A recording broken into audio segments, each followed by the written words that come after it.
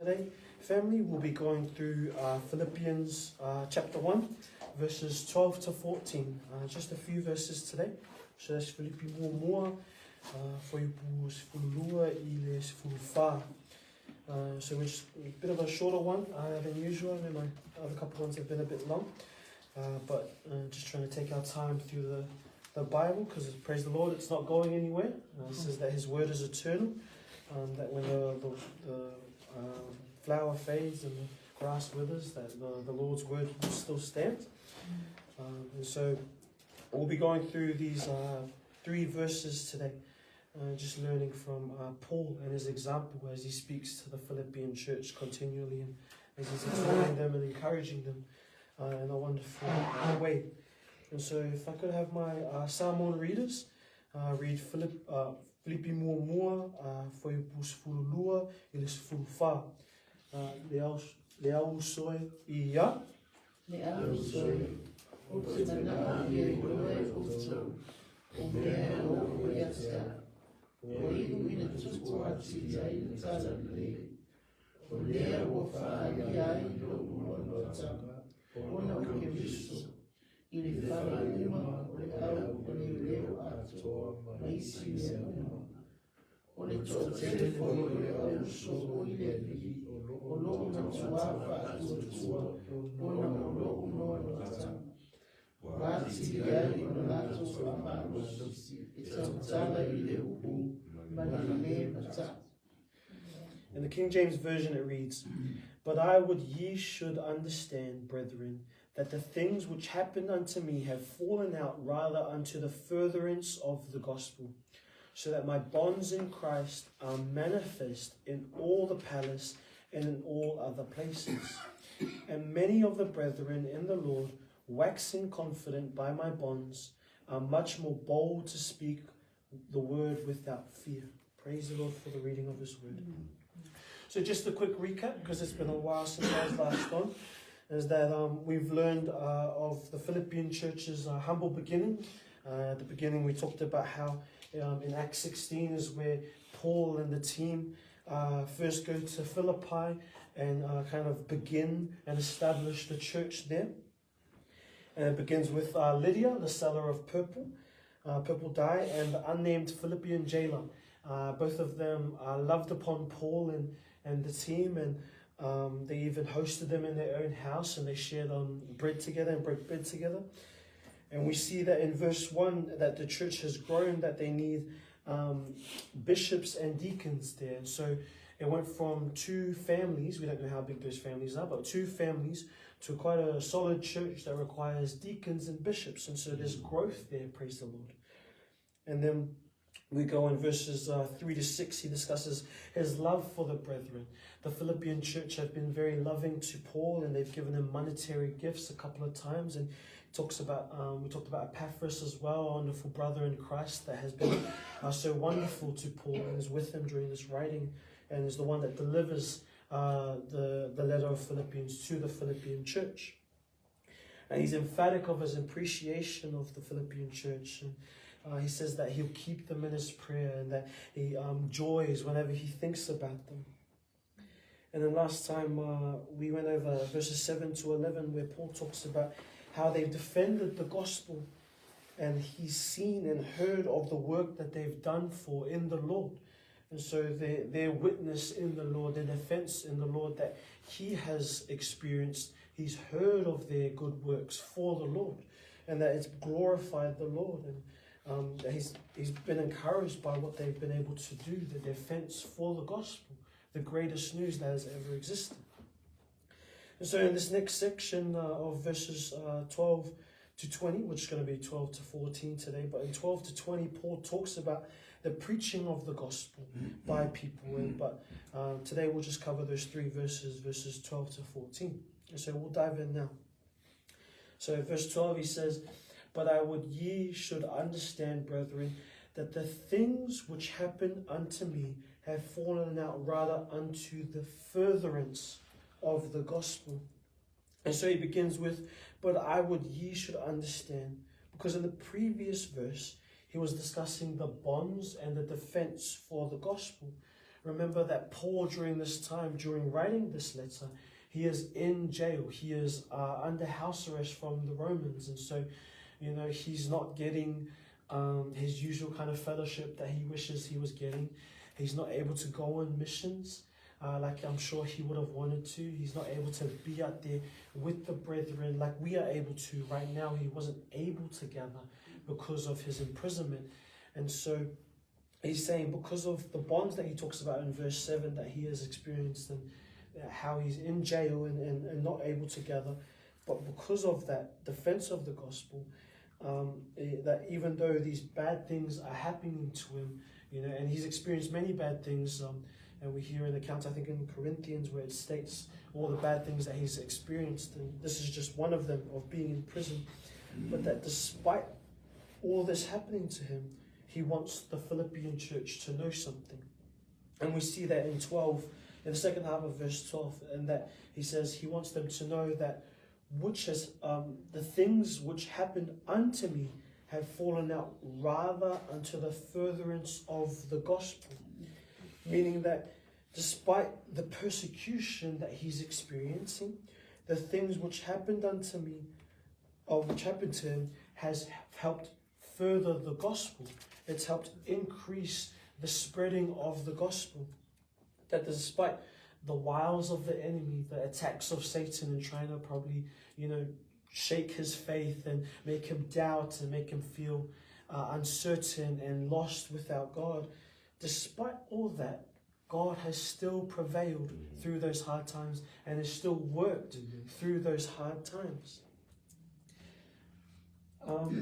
In Psalm 34:17, there's a wonderful encouragement, and there's a few verses here that I'm going to read out, so sorry if it's a bit too fast, but Psalm 34 verse 17 reminds us of God's help, and it reads like this: "The righteous cry, and the Lord heareth, and delivereth them out of all their troubles." And this is not a promise necessarily that whatever bad thing we experience, that God will magically fix it. God's not a genie.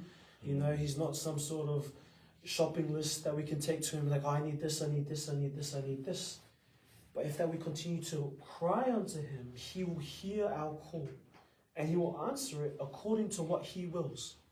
And so, could God have magically, made Paul go out of jail and appear magically in the Philippian church? Yeah, God's great. God is not limited to what we are. He could do anything because he's God.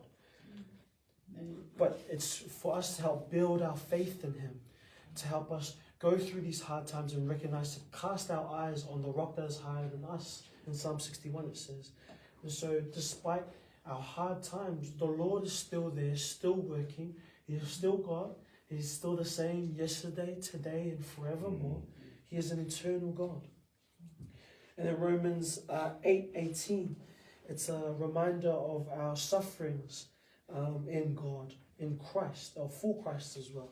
And Romans 8:18 says, "For I reckon that the sufferings of this present time are not worthy to be compared with the glory which shall be revealed in us." This is Paul himself writing this as well. That Paul, after suffering many things, he's gone through a few shipwrecks, he's been beaten, he's been whipped, he's been imprisoned, he's been outcasted, he's been hated upon, he's been, words can be very cutting. They've said horrible things to this man. But he reminds us in Romans 8:18 that the sufferings of today are not even compared to the glory which shall be revealed to us. That glory is salvation in the fullness. That glory is heaven when we go home. The sufferings of our current times, the strugglings of our flesh. Is it hard? Yeah, of course it's hard. It is a hard time. It is hard to live this life, and especially as a Christian, because we're against the world. But we have God with us. We have Christ in us. We have a hope that we know that if we are to die, if we are to pass from this life, we go to the best place of all, heaven. We go back home. And that is only through Christ alone. through faith alone, through his death, burial, and resurrection for our sins, that whoever believes in that shall have eternal life. And so this is what Paul is telling us, that despite all this hard time that he's having, despite not being able to be with the body, and I can only imagine how hard that is for him, because this man, he's a missionary. He's, a spiritual father to people like Timothy. He often talks about the body of Christ and the importance of coming together. And we heard earlier in this chapter of how much he loves the Philippian church. He probably longs for them, but despite that, he knows that God is good and that the glory that we will one day receive in heaven is nothing compared to the hurt that we may feel now. And then in Matthew 11, verse 28, Matthew 11, verse 28, it reminds us of God and his love for us, and that we can rest in him specifically. And so Matthew chapter 11, verse 28, this is Jesus speaking. And he says in verse 28 of chapter 11 of Matthew, "Come unto me, all ye that labor and are heavy laden, and I will give you rest." Paul is definitely a man who has labored. He is definitely a man who is heavy laden. He has gone on about 3 missions. He has experienced so much pain and turmoil, and he has, received beatings and sufferings for Christ.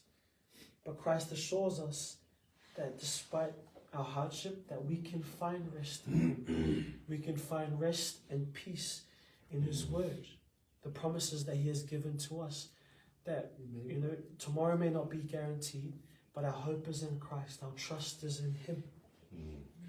So this is just a reminder unto us of that whatever we do, as long as it's for the Lord, it's not in vain, as 1 Corinthians 15:58 tells us, that for those who labor in the Lord, labor not in vain.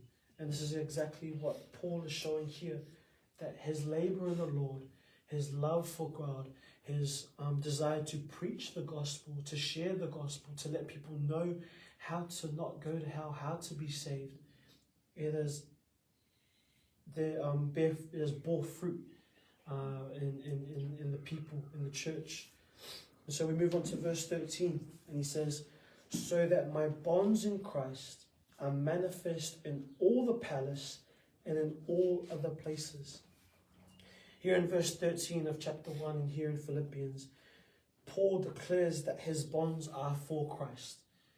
And I've got to remember that, he's not just in jail for being a bad man. He's not in jail for, cursing Rome. He's not in jail for murdering anyone, although he has done horrible things like that. He's in jail simply because he is proclaiming the gospel. He is letting people know how to go to heaven. The way to salvation is that it's through Christ alone. And for that, he has been persecuted. He has been imprisoned. And he has been prevented from being able to continue to share that gospel. He has been silenced by those people. But yet, the gospel is still being furthered. And so Paul's love for Christ and his words have put him in chains. Paul loved Jesus Christ so much, he obeyed his words.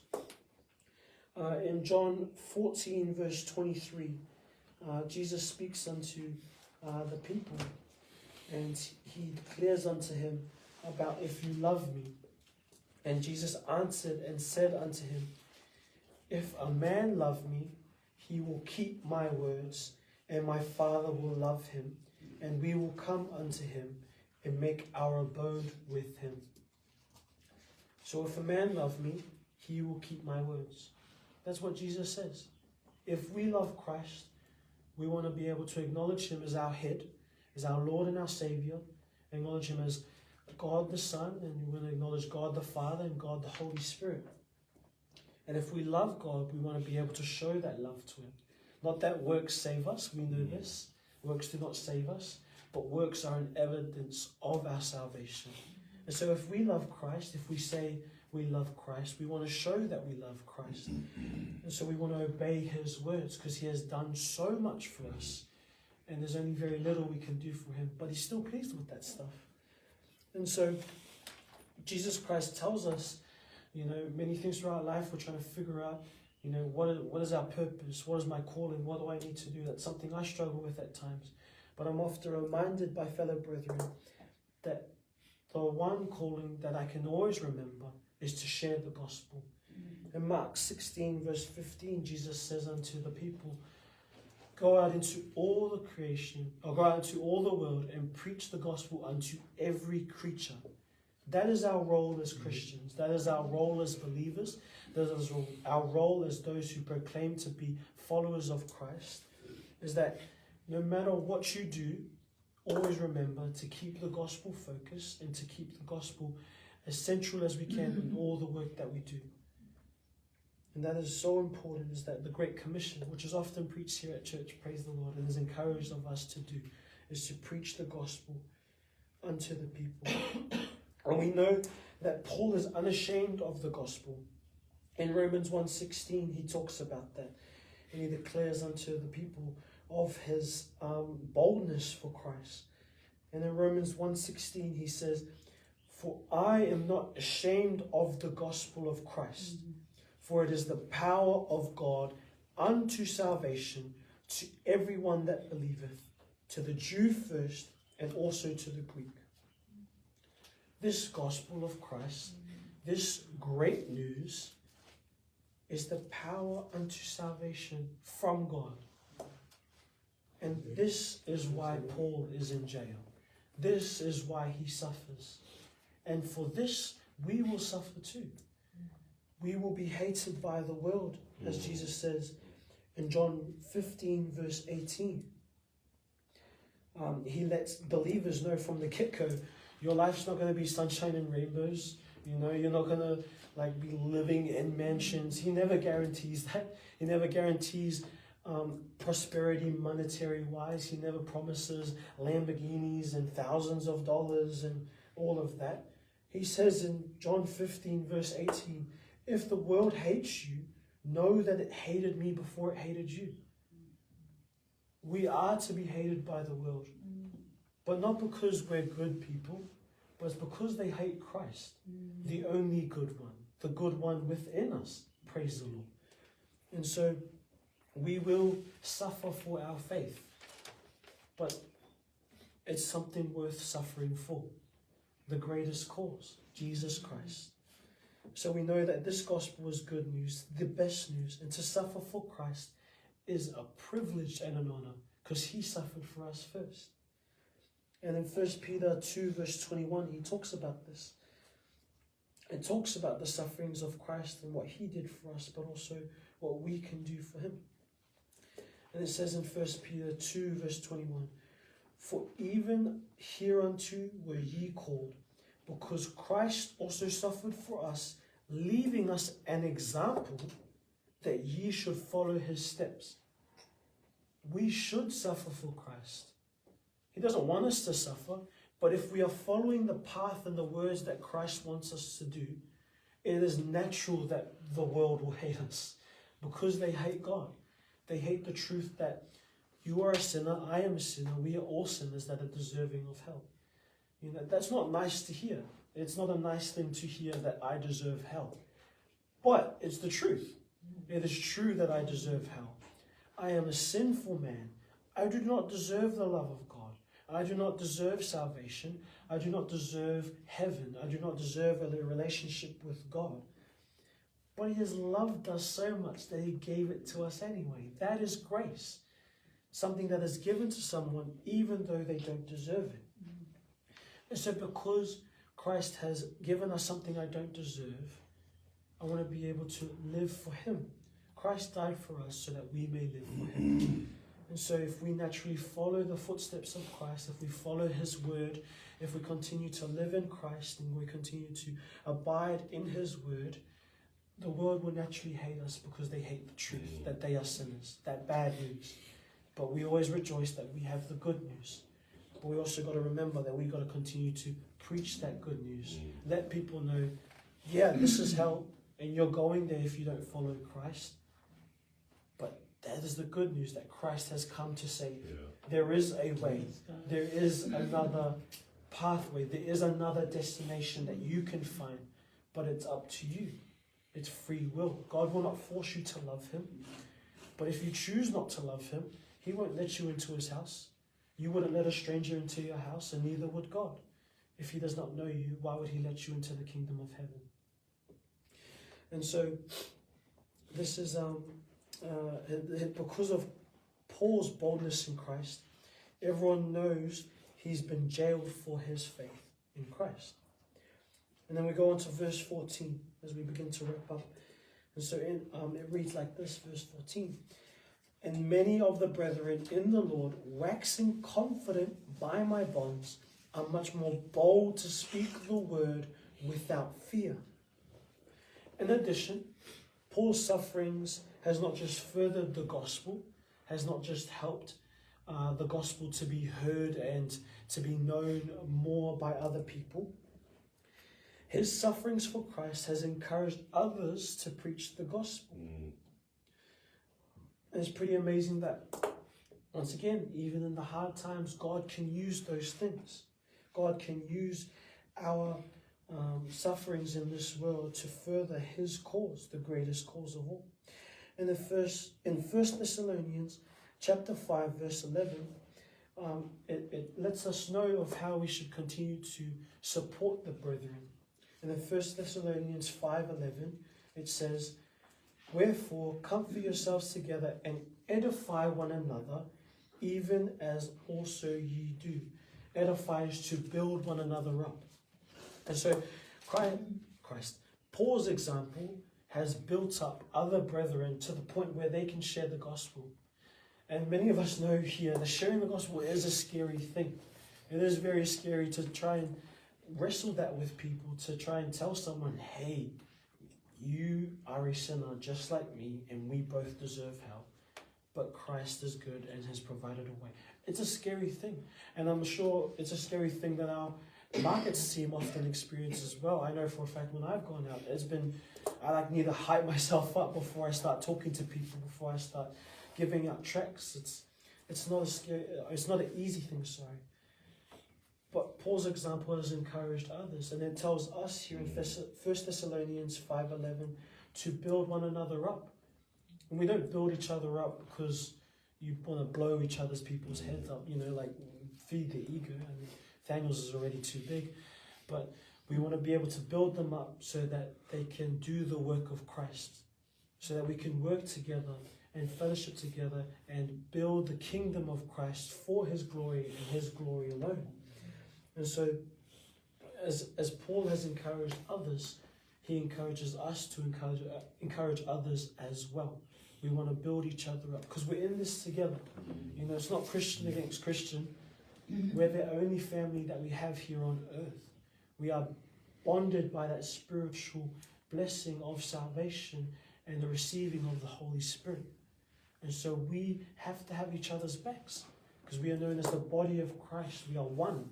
We are known as the family of Christ. We are his sons and daughters, regardless of our age and our background and our growing up. In the end, we are all equal under Christ. And so he encourages them to preach without fear. And so he has encouraged them through his bonds to preach without fear, as it says there, and much more bold to speak the word without fear. That's a huge thing, to go without fear, especially when the world can seem so daunting. It is pretty difficult to realize. But in 1 Corinthians 12, verse 12, verse 12, it talks about the body of Christ and our oneness, as I was talking before. And 1 Corinthians 12, verse 12 says, for as the body is one and hath many members, and all the members of that one body, being many, are one body, so also is Christ. And this is an encouragement to remember that, we just like the body of Christ, we are all different little parts of the body, and that we all have different functions, You know, some of us have different functions to others. Like Tamar is an elder. We don't fulfill that.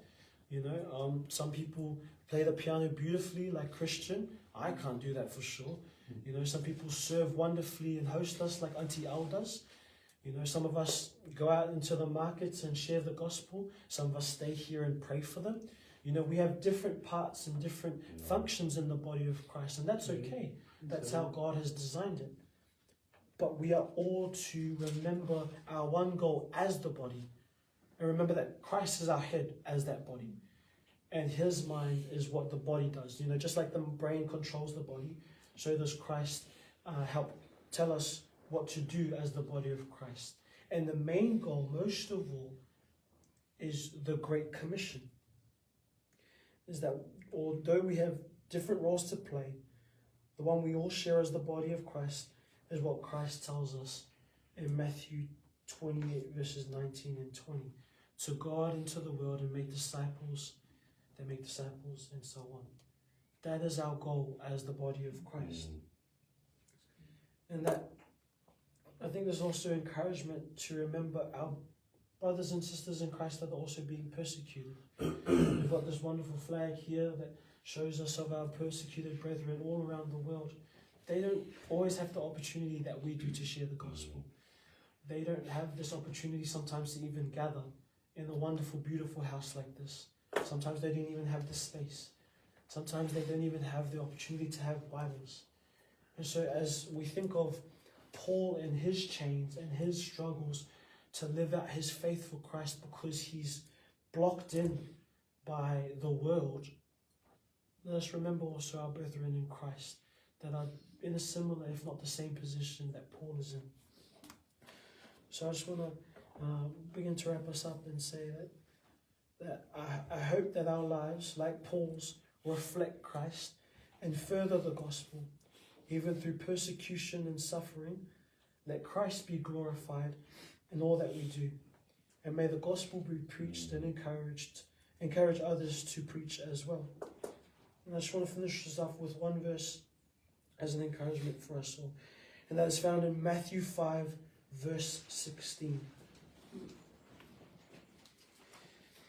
And this is Jesus speaking. And he's talking about how, you know, you wouldn't keep a candle under a basket. You know, that wouldn't make sense. A light is meant to shine. A light is meant to give light so that people can see. And Christ encourages us here in Matthew 5 verse 16. Let your light so shine before men that they may see your good works and glorify your Father which is in heaven. I'll read that again. Let your light so shine before men that they may see your good works and glorify your Father which is in heaven. Let our lives reflect Christ, as Christ has loved us so dearly. Let us love him also. So that's the end of our devotion. I'll say a prayer and then I'll pass it on to Brother Christian for another song, and then we can enter into corporate prayer together. Let us pray. Father God, we just want to thank you for your word. We want to thank you, Lord, for the wonderful teachings of Paul. We want to thank you, Lord, that his words are an encouragement to us, Father. And we thank you, Lord, that we can learn so much from your word, that your word never gets old, and that there's always something to learn. There's always a way to be better for you, Father God, to increase our faith in you, the one true wise God. And so we want to glorify your name. We want to exalt you as the Most High God, and we want to thank you for this opportunity once again. We want to remember our brethren in Christ that are persecuted, Lord. We want to pray, Lord, that you continue to help them and help us to be able to pray for them, to support them physically through missions or monetary means, and to support those who aren't as privileged as us here in New Zealand, Father God. And so, Lord, we want to exalt your name. Pray that you help us to remember to preach the gospel through persecutions and sufferings, and to encourage other believers to do so as well. In Jesus' name we pray. Amen.